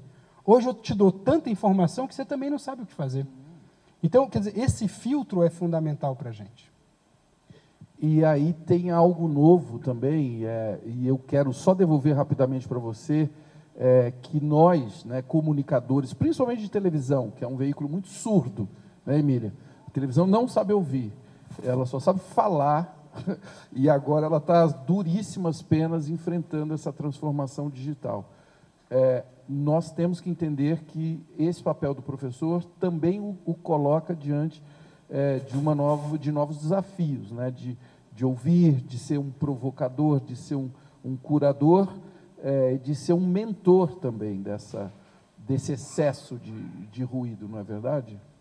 Eu acho que o principal desafio hoje, nós como professor, nesse enxame de informações e de expectativas que nós temos, é, antes de tudo, nos escutar. Por que eu estou nessa história? Por que eu me transformei em professor? Essa é a primeira escuta. Se você me permite, tá, só uma história que me veio à cabeça agora, contada por um rabino, que diz o seguinte: tinha um jovem, vê se não é a cara do professor, correndo de um lado para o outro e atravessando a rua sem olhar para um lado e para o outro. Aí o rabino chegou e falou assim: do que você está correndo tanto? Aí o jovem falou assim: eu estou correndo atrás do meu sustento, rabino. Eu tenho que correr muito atrás do meu sustento. Dou aula de manhã, de tarde, de noite, né? Diria o rabino, o jovem. Estou correndo atrás do meu sustento. Aí o rabino olhou para ele e falou assim: olha, e quem te disse que o seu sustento não está correndo atrás de você? Quem te disse, se você parar, o teu sustento te encontra? Quer dizer, um primeiro reencontro que nós professores temos que fazer, antes de reencontrar com o nosso estudante, com o conjunto de informações e com o nosso papel, é reencontrar com o nosso projeto de vida. Por que eu virei professor nesse país? Qual é o meu papel diante disso tudo? Essa é a primeira escuta qualificada. Fazendo essa escuta, eu sei a minha razão de ser. Eu sei para que eu sirvo. E daí eu passo a escutar o outro. Eu consigo fazer essa escuta. Olha, agradeço imensamente as perguntas excelentes que já chegaram aqui. Eu vou pedir aquele esforço do poder de síntese dos meus amigos aqui do palco para tentar fazer o máximo de perguntas possíveis. César, pessoal, por favor, se identifiquem. Tem alguns que não estão com identificação, por isso que eu não vou dizer o nome, tá certo? Ô César, de que forma o Conselho Nacional de Educação irá acompanhar o processo de implementação da BNCC nos estados e municípios? O Conselho Nacional de Educação elaborou finalmente essa norma nacional. Mas, como eu já disse para vocês, ela é algo que está sempre sendo em construção. Nós já começamos a receber, lá no Conselho Nacional de Educação, muitas questões, muitas dúvidas, muitas sugestões de mudanças da própria Base Nacional Comum Curricular. O Conselho, como eu disse também, é um órgão de Estado, não é um órgão de governo. E cumpre ao Conselho Nacional de Educação a elaboração das normas curriculares brasileiras, né? As atuais diretrizes curriculares no Brasil, que já estão há muito tempo já em andamento, foram elaboradas pelo Conselho. E mesmo a própria LDB tem sofrido atualizações vindos de normas complementares do Conselho Nacional de Educação. Então, eu já aproveito aqui para fazer um pedido, né? Todas as sugestões e até críticas que os professores brasileiros entenderem que possam ajudar ao Conselho Nacional de Educação a elaborar novas normas complementares, né, é a maneira própria como o Conselho não apenas vai acompanhar a implementação, mas vai atualizar, né, melhorando a própria proposta original de Base Nacional Comum Curricular. Tem uma pergunta aqui sobre a EJA. Ela, na forma como a BNCC está proposta, ela fica? Está perguntado aqui. Sim, fica a Base Nacional da Educação Infantil e do Ensino Fundamental, no caso do Ensino Fundamental, ela não trata de nenhuma das modalidades de educação, né? A educação de jovens e adultos é uma modalidade. E os programas de EJA devem e precisam se inspirar, né, na Base Nacional, tanto do Ensino Fundamental, quanto agora que nós começamos a elaborar a proposta do ensino médio, e os programas de EJA, então, vão ficar ligados a essa EJA ou EJA, né, porque no Nordeste brasileiro é EJA, né? Então, a mesma coisa a educação especial, né, a educação para a inclusão. Nós não estamos aqui na Base Nacional dizendo das modalidades, nem dessa, né? É claro que um programa relacionado à educação especial, educação para pessoas com algum tipo de deficiência, elas devem se inspirar na Base Nacional, mas fazer as adaptações necessárias a ritmo, a processos, a apoio, a formação de professores, a materiais próprios àquelas necessidades especiais, né, que a educação inclusiva deve demandar. Então, lembrando ao final que tanto para a EJA quanto para a educação especial, a base não está entrando nessas especificidades, mas ela se pretende inspiradora das propostas pedagógicas para essas modalidades educacionais. Obrigado. Soube mais agora sobre a EJA. Para mim é EJA porque eu, assim como Emília, meu avô é baiano, cansado, segundo ele. Sabe o baiano cansado? Ele estava vindo para São Paulo, cansou, parou em Minas, né? Foi assim. Nasceu um pouco em Minas, nasceu um pouco na divisa, meu avô andava bastante, aquele cara, viu? É o seguinte, Emília, temos aqui uma pergunta da secretária municipal de Socorro, Sergipe, o Danielson Barreto, coordenador pedagógico. A pergunta dele vai de encontro a uma coisa que você falou sobre o momento que a gente vive, né? Que às vezes de muita polarização. É legal a gente falar abertamente, não só política, mas também o espírito da gente em relação a mudanças, né? Os debates, às vezes se alongam a um ponto da gente dificultar nós avançarmos, que é o que a gente quer, né? De uma forma justa, de uma forma equitativa e tudo mais. A pergunta dele é muito boa nesse sentido. O município dele fez várias formações mensais sobre a BNCC, e os professores perguntaram, e se eu não aderir? Por ser um documento, eu tenho que seguir? Sabemos que se o professor não quiser, a BNCC não acontecerá, como o César pontuou também. Então, como sensibilizar os docentes para este momento? Eu penso que aí vem um desafio grande, que é pensar no processo formativo do professor. O que é esse processo formativo? Tá? Nós estamos nos desafiando a discutir, a estudar, a retomar, mas não numa lógica de imposição. A primeira discussão que sinto que é necessária, e eu estou vivendo essa experiência em vários locais, onde há uma leitura inicial dos profissionais, para que eles, inclusive, porque tem gente dando opinião da BNCC sem nunca ter lido. Isso é muito comum. Inclusive, eu vejo gente dizer assim, olha, eu sou contra. Ou já odiando, isso, né? Sem nunca eu sou ter lido, contra né? a BNCC. Aí eu pergunto, o que você leu? Não li. Então, esse é um primeiro. A escola precisa ter um movimento de leitura, retomar, inclusive, nosso papel como professores, de pessoas que estão em formação a vida inteira. Quem é professor está num processo formativo todos os dias da sua vida. Porque nós estamos recebendo as novas gerações, o movimento, as mudanças, as transformações, portanto, não dá para nos engessar num tempo. Nós temos que estar nesse processo formativo. Segundo a questão de estudo, se faz necessário que a gente tenha diálogo com os nossos pares. Nós precisamos nos aproximar daqueles que trabalham dentro do contexto que vivemos, mas precisamos também ter um olhar para os outros segmentos e fazer esse exercício, uma coisa que, quando a gente diz é obrigatório ou não, eu diria que eu estive trabalhando muito em secretarias de educação, e uma das coisas que me chamava a atenção bastante é quando alguém dizia assim, eu não sei se eu vou no curso, se tiver um tipo de ser aferido alguma coisa, eu irei. E aí a preocupação era assinar a lista. Cadê a lista? Eu tenho um trauma quando alguém me pergunta da lista, até hoje. Porque eu penso que alguém que educa pessoas, alguém que constrói conhecimento junto, alguém que é referência, porque professor é construtor de identidades humanas. Professor não é dador de aulas. Professor marca vidas. Eu posso dar aqui estudos múltiplos que a gente revela o papel que um professor tem. Quando o professor desiste, é muito sério, porque o encantamento de um professor desencanta, o desencantamento desencanta muita gente. Por isso essa reflexão, ela não pode ser, e aí eu queria falar da esperança. Em todo esse cenário, a minha grande esperança é na educação.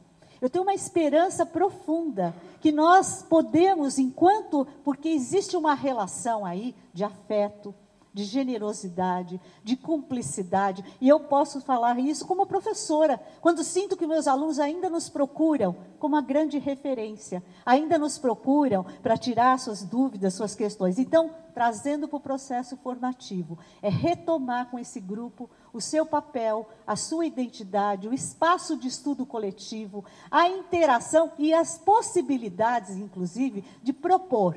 Gente, essa ideia da crítica, né? Ela é fundamental, mas crítica sem proposição, quer dizer, derrubamos. Quais são as propostas que essa escola tem, que superam, inclusive, que apresentam diferenças que possam ser colocadas em prática. E uma coisa que é importante, a gente não pode falar de experiência para criança se a gente não experimenta. A gente não pode falar de algumas questões de escuta para o outro se a gente não escuta. O professor não pode falar da necessidade de leitura se ele não é leitor. É uma questão de coerência. Quem educa, no mínimo, tem que ser educado, porque é uma questão de semântica. Tem que estar o tempo todo voltado para esse ato de amor. Meninada. E crianças e jovens não seguem o que a gente fala, né? O que a gente faz, né? Eu, como sou pai de vários micróbios, aprendi isso a duras penas. Quero agradecer imensamente aqui uma pergunta da Isabel de Ferraz de Vasconcelos, que está na plateia, e ela é tão danada que ela vota assim: fizemos um vídeo no Altas Horas, gostaria de compartilhar com você. E põe um coraçãozinho, né? Manda lá no Insta para mim, tá? @Marcelo Taz, vai ser um prazer. Ela põe assim: professor Tiburcio Marcelo Taz. Ela realmente está querendo seduzir essa moça. Aliás, sedução é algo muito importante na educação, né? Você atrair, você saber se aproximar, né, das pessoas com quem você está falando. nos tempos politicamente corretos, quando a gente fala sedução, a gente fica até com medo de falar, mas é isso mesmo. Ricardo, é para você.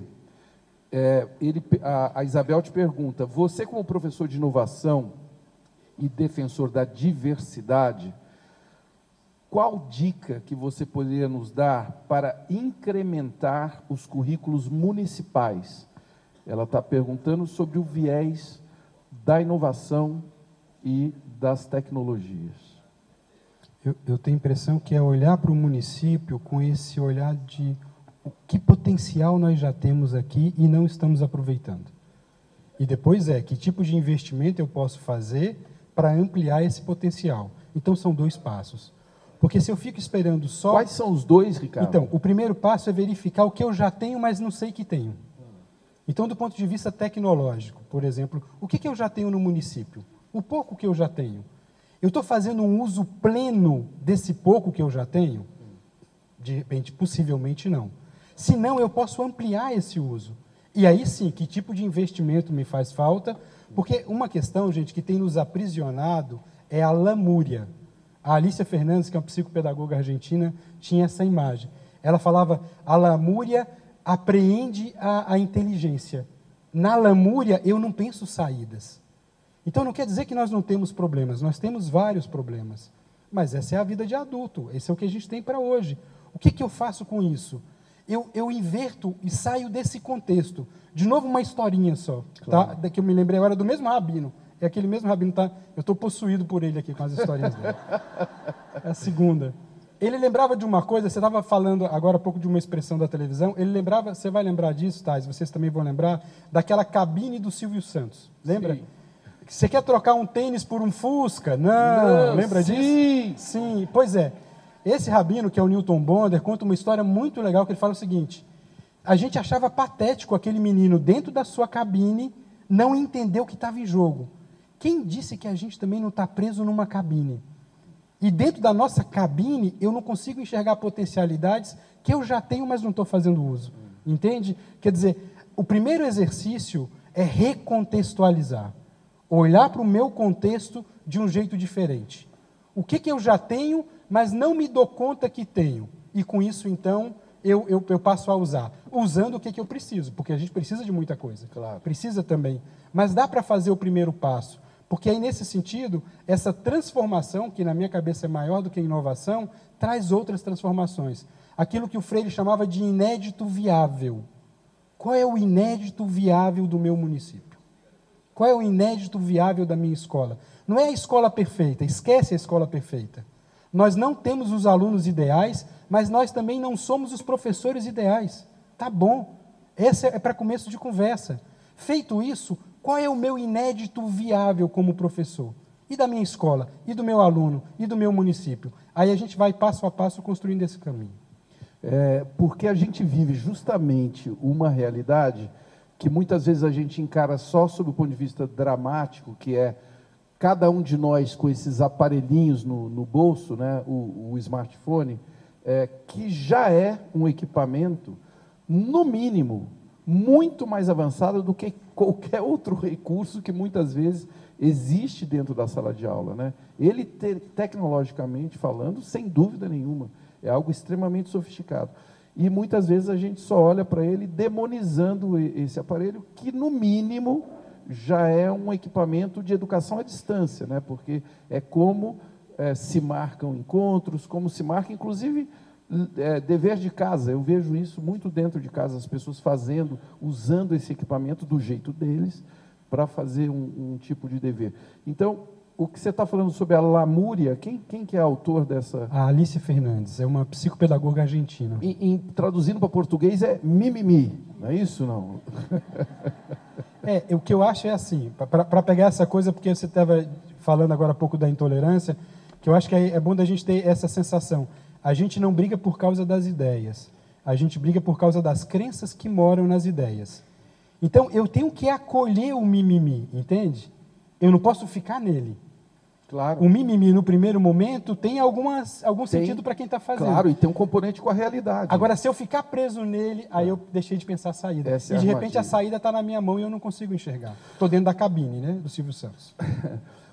César, eu estou juntando algumas aqui das questões, eu vou ler da Simone Porto, que na verdade representa algumas questões sobre ensino médio, tá certo? Porque as perguntas são assim: foi pensada para o ensino médio? Gostaria de ouvir um pouco de como ficou estruturada essa base, uma vez que esse segmento tem como eixo o mundo do trabalho, tá certo?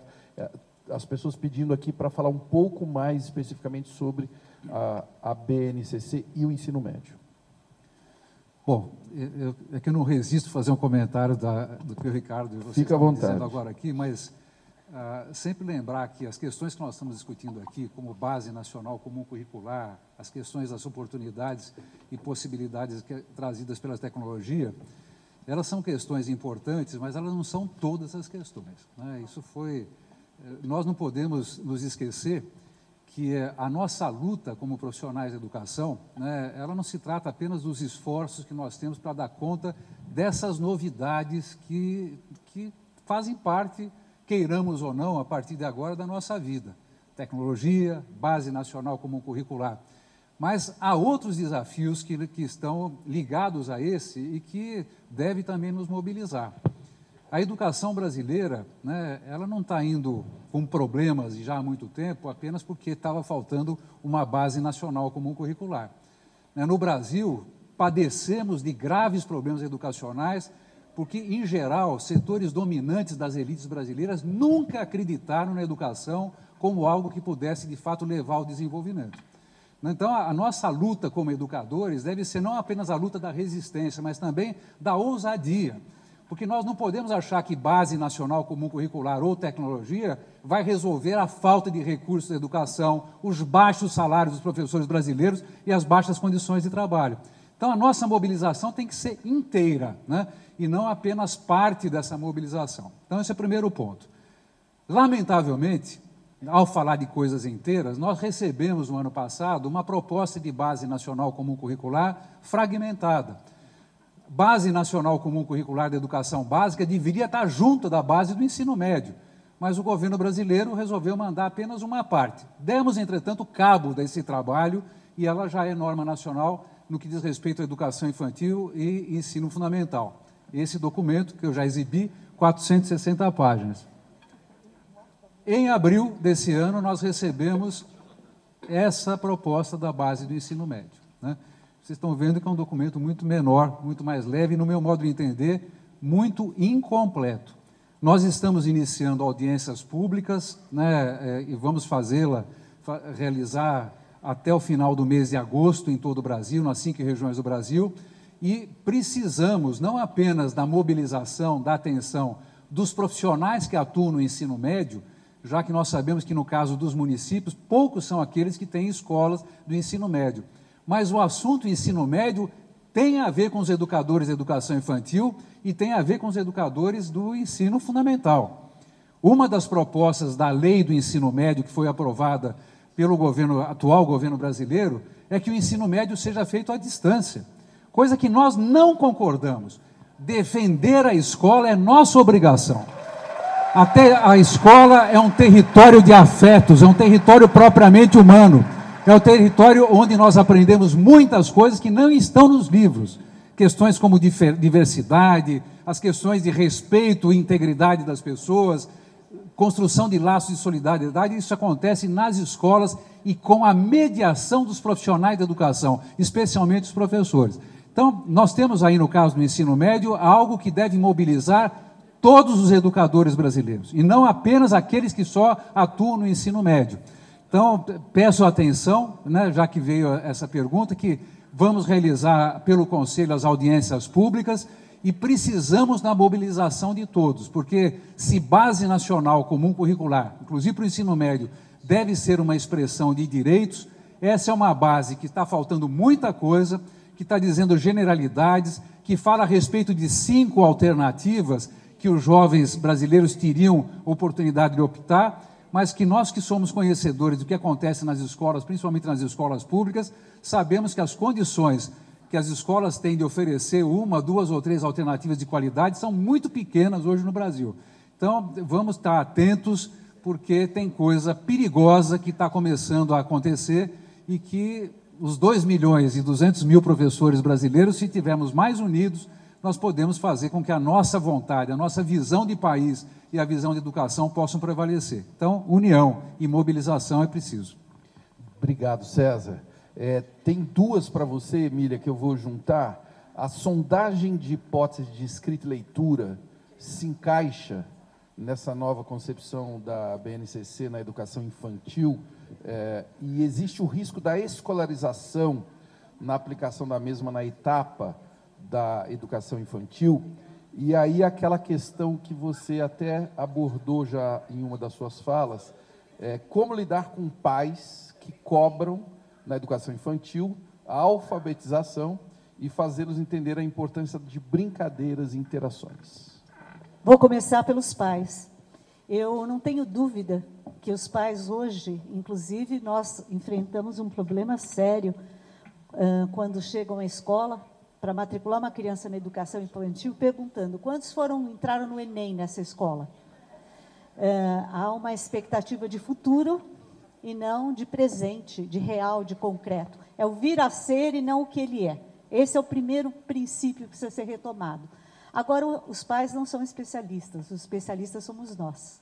E nós temos que ter muita firmeza de explicar o que está acontecendo nesse desenvolvimento dessa criança. Que tipo de aprendizagem está se operando.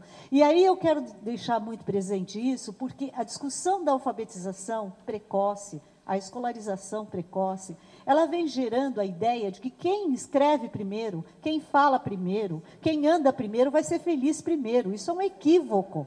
Não é verdadeiro. O que nós temos que entender é que os tempos de vida têm um tempo de infância. Infância é 0 a 12 anos. E esse tempo, tem apropriações próprias. A fantasia, a construção da ludicidade, o tempo de descoberta do outro, as relações com o seu espaço, tudo isso é um tempo de infância. No tempo de infância, tem os desafios aí, os direitos, né, do conviver, do participar, isso está na base, e que eu acho fundamental. Só que conviver, participar, expressar-se, explorar, não é só para criança, gente, é para a vida inteira. Então, a escola vai fechando essa porta, e mais tarde contrata um coaching para o indivíduo conviver, experimentar. Quer dizer, nós estamos fazendo a inversão das questões. O tempo que tem que ser vivido isso com propriedade. Aí queria dizer que o diálogo com os pais tem que ser um diálogo formativo também. Mas não para que a gente dê aula para os pais, mas para que a gente faça reflexão com eles. Porque quando a gente fala com propriedade, e eu trabalhei em diferentes segmentos, inclusive muito em redes públicas, quando você dialoga explicando quais são os princípios que estão, por que você está atuando daquela forma, é impressionante como os pais têm, quando percebem que, de fato, a gente tem segurança no que está dizendo, e aí eu quero emendar com a discussão da sondagem. As escolas, muitas vezes, hoje fazem mais sondagem do que aprendizagem. É mais tempo fazendo sondagem. Eu tenho uma cena que eu jamais vou esquecer numa escola de pesquisa. Um menino tristonho na fila. Eu disse, o que foi, Pedro? Ele disse, nada, vou de novo para a sondagem. Gente, sabe? O tempo que se perdeu fazendo esse exercício, ao invés de sentar no chão com ele, ter um livro de história, contar, fazer um movimento, ir a um parque, fazer um contato, fazer a interação e não ficar sondando. E isso é uma coisa séria, porque ela vai mecanizando e a gente tem tudo documentado. Eu tenho toda a sondagem documentada, só que ele não aprendeu, resolveu.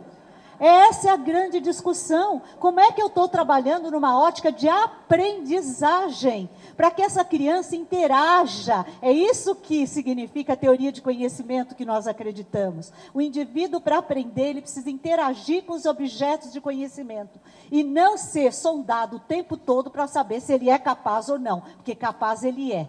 Nós é que temos que descobrir de que forma isso realmente vai ser estimulada. Muito bem.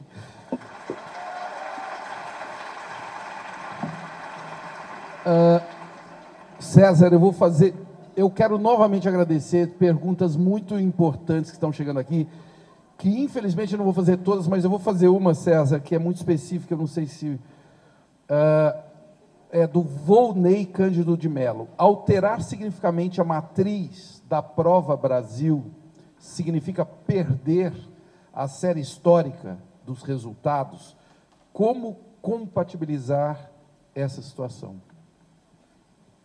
Bom, esse é um desafio importante, acho que essa é uma questão importantíssima, porque parte das políticas educacionais, elas precisam hoje se basear em evidência, nesses dados todos, né?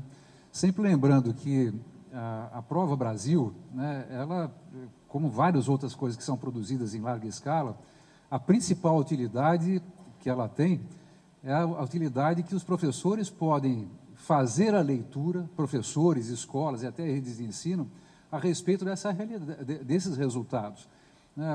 Nós não estamos fazendo avaliações no Brasil apenas para dar base para macropolíticas educacionais, mas principalmente para que as escolas possam aproveitar os resultados da avaliação. Esse ainda é um processo que nós estamos distantes, né? Se nós pudéssemos fazer aqui uma pesquisa de todos que estão aqui nessa nossa grande roda, poucos somos de nós que utilizamos os resultados das avaliações, né, para reorientar o nosso trabalho, né? E as avaliações, como é o caso da Avaliação Nacional de Alfabetização, Prova Brasil, elas têm esse resultado, têm essa finalidade. Muitos de nós, né, temos nos pautado de uma maneira equivocada, olha, o que tem caído, o que caiu na última vez, a última edição da Prova Brasil, porque eu quero treinar os meus alunos a irem bem. Bom, esse não é, né, de fato nunca foi e não pode ser essa a perspectiva das avaliações. Agora, para fins das macropolíticas educacionais, essa continuidade, essa comparatibilidade dos várias edições de Prova Brasil é que podem permitir ver se os esforços de uma determinada cidade ou mesmo de uma determinada escola, se elas estão na linha do tempo dando resultados. Nós temos a expectativa que o INEP, que é o órgão do Ministério da Educação encarregado de fazer essas avaliações, que eles tenham o cuidado, né? Até porque tem aqui uma coisa que eu queria apenas referendar. Boa parte daquilo que está na Base Nacional Comum Curricular já tem sido trabalhado nas escolas. Então, todos vocês que já viram, ou aqueles que vão verificar estudando esse trabalho, vão se enxergar, né? Vão verificar, entretanto, né, se certas condições que estão ali escritas e melhor organizadas, se fazem parte do nosso trabalho, se vão fazer e, portanto, coordenar melhor o trabalho conjunto da equipe escolar. Então, acho que esse é o caminho que nós temos aí de aproveitar o máximo a Base Nacional. O nosso tempo está dramaticamente indo para o final. Eu vou ter uma última pergunta, mas os convidados vão ter ainda a chance de ter direito de resposta, digamos assim. A sua última palavrinha, tá bom, Emília? Eu estava pensando se você ia tirar esse direito. Não, jamais. Jamais farei isso, Emília. Mas é para o Ricardo. Ricardo, quando a gente tem perguntas que apontam e insistem numa direção, é porque a gente precisa falar mais sobre isso. Como mobilizar professores resistentes para a questão da tecnologia? Essa é uma questão que me chega assim diariamente. Como fazer com que os mesmos utilizem a tecnologia em suas aulas? Eu acho importante a gente pensar com a cabeça de educador também quando a gente está pensando nos professores. E, nesse sentido, resistência é uma resposta. Então, a primeira questão é entender que a resistência é uma resposta.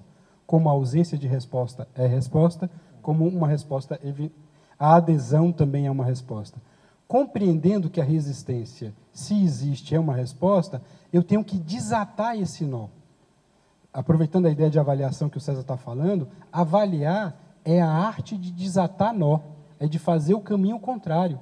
De onde vem essa resistência? É porque eu não dou conta? É porque eu saio do centro da atenção? E aí o centro passa a ser... Eu deixo de concentrar a informação e passo a concentrar isso num aparelho, num smartphone, ou seja, o que for. Quer dizer, só entendendo, e aí nesse sentido... não existe uma fórmula para todo mundo, porque essa é uma ansiedade nossa na educação. Pensa um país como o nosso. O que eu faço para dar certo em todas as regiões, em todos os lugares? Não existe uma coisa que vai dar certo respeitando essa diversidade. Eu lembro muito uma frase de um educador lá de Curvelo, de Minas, que ele fala o seguinte: não se engarrafa onda do mar. O que eu engarrafo é água e sal. Então, o que pode ser solução para um município, não necessariamente vai ser solução para outro município. O que eu tenho que entender é que conteúdo mora nessa resistência. Se eu conseguir responder a isso, junto com essa resposta, vem o que eu devo fazer. Então, não existe uma saída mágica para todas essas situações. O que eu preciso é farejar, e o termo é esse mesmo, como educador, farejar que oportunidade de aprendizagem existe nessa resistência. E eu tenho que fazer isso do meu aluno, mas, por exemplo, como secretário, como coordenador, tenho que fazer isso do meu professor. O que a resistência revela? E, a partir do que ela revela, o que eu, como educador, devo provocar? O educador sempre joga na posição contrária. Se a pessoa está acomodada, você desestabiliza. Se ela acha que não sabe nada, você mostra que ela sabe. Se ela acha que sabe tudo, você mostra que ela não sabe tudo. Então, o diagnóstico é a ação central para a gente. Se eu diagnostico claramente de onde vem a resistência, junto com o diagnóstico nasce a solução. Muito bem, obrigado, Ricardo. Nós vamos passar para a última palavra deles aqui, e passando, eu agradeço as perguntas de vocês, que chegaram de vários cantos. Aproveito também para dizer que nessa plataforma onde nós estamos, neste momento, e é engraçado que eu estou falando aqui, mas eu não estou vendo a plataforma, mas tem várias informações ao meu redor aqui do Encontro Conectados, né? Encontros Conectados. Nós vamos ter vídeos que nós já gravamos, inclusive, com outras informações extras e certamente links para quem ainda quiser mandar dúvidas e continuar a nossa conexão, tá certo?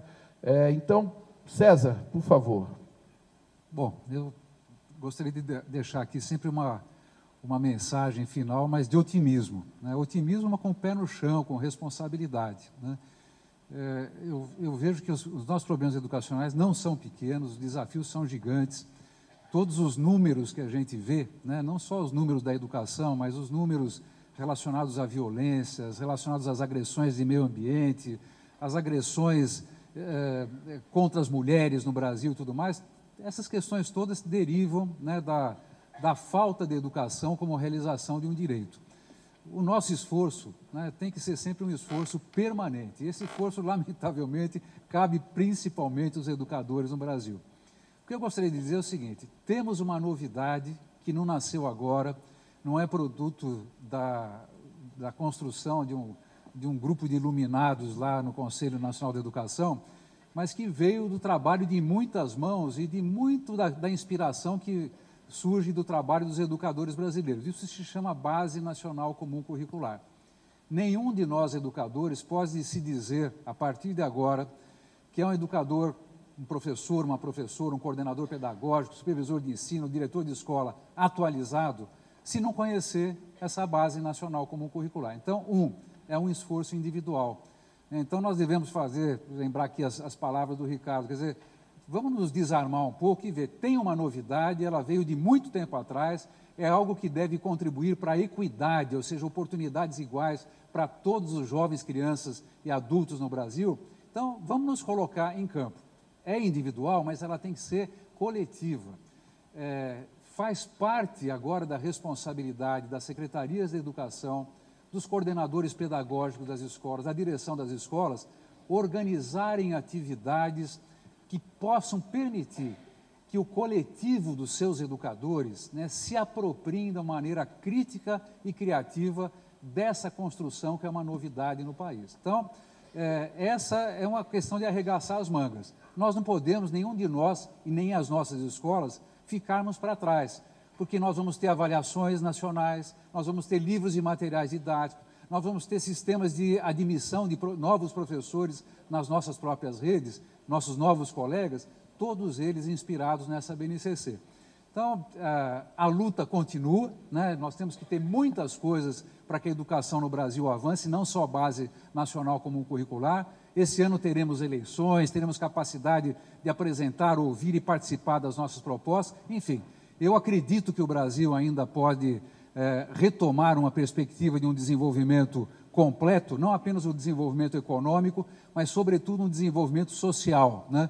a partir de uma educação de qualidade como direito de todos. Então, muito obrigado por essa atenção e oportunidade, e no Conselho Nacional de Educação, enquanto lá estivermos, nós vamos estar à disposição de todos os colegas, professoras e professores de todo o Brasil. Muito obrigado. Obrigado, César. Ricardo. Eu queria deixar aqui, eu evitei falar isso o tempo todo, mas eu queria fazer uma sugestão aqui de uso de uma tecnologia. E de uma tecnologia barata que a gente pode comprar em qualquer um dos 5.700 municípios do Brasil. A tecnologia é o seguinte, um espelho. Pega a sua prática e coloca na frente de um espelho. Pode ser aquele espelho de rodoviária que tem a bordinha laranja, lembra dele? Pode ser esse, não tem problema. Ao enxergar a sua prática, o que te agrada, o que te encanta e o que te tira o sono, o que fala, poxa, o que eu me transformei? Não era isso que eu queria. Toma isso que não te agrada e transforma. A mudança não vem do especialista, não vem do curso, não vem da palestra, não vem de um livro, vem desse encontro seu com a sua prática. Um encontro onde você vai identificar o que está caminhando bem, e tem muita coisa caminhando bem, e o que não está caminhando bem. O que você já pode fazer melhor e não está conseguindo fazer. Bem, o meu desejo para vocês nesse ano, que vai ser um ano delicado, tem sido um ano muito delicado, de muita intolerância, é muito discernimento, muito engajamento. Isso que o César falava do ensino médio é muito sério. Existe uma bênção, e ela é muito presente em tudo que é região do nosso país aqui, que vocês já devem ter escutado, que é Deus te abençoe e te guarde. Eu, na minha ignorância teológica, sempre achei que existe uma redundância nessa bênção. Se Deus está me abençoando, por que Ele tem que me guardar? E uma vez, ouvindo a explicação dessa bênção, Marcelo, falava o seguinte, Deus te abençoe, por exemplo, com prosperidade, e te guarde dos problemas que a prosperidade pode trazer. Então, o que eu quero partilhar com vocês, que Deus nos abençoe com muito, muito conhecimento, mas nos guarde da arrogância que vem junto com o conhecimento. Um abraço.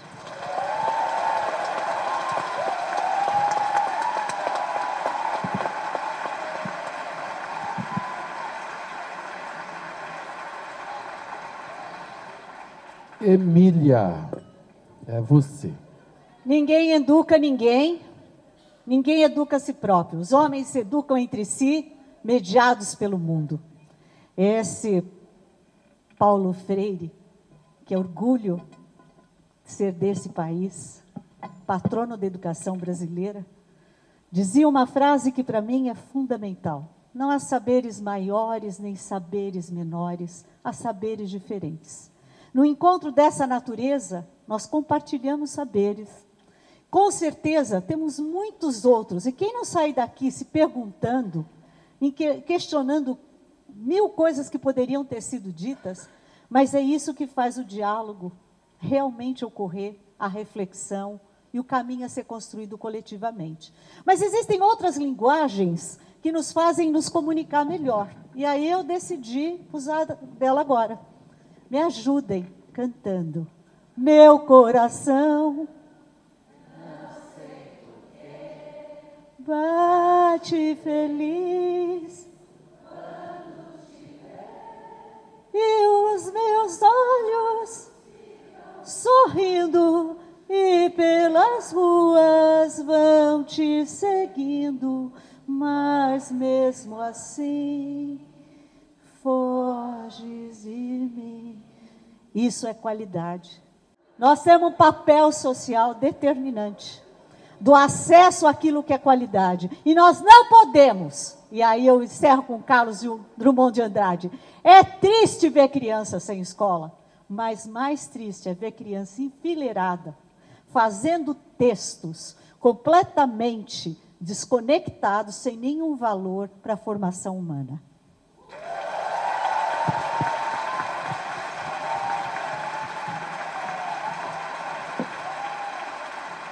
Eita! Pessoal, ainda não acabou. Eu vou chamar ao palco daqui a pouco o líder da FTD, que tem coisas muito importantes que mostram a continuação desse encontro aqui, mas antes disso eu convido vocês a agradecer essas três figuras que compartilharam da sua experiência aqui conosco. Ei!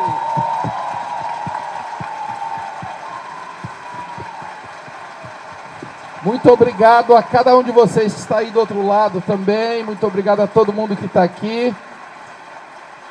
E boa sorte a todos. Muito obrigado.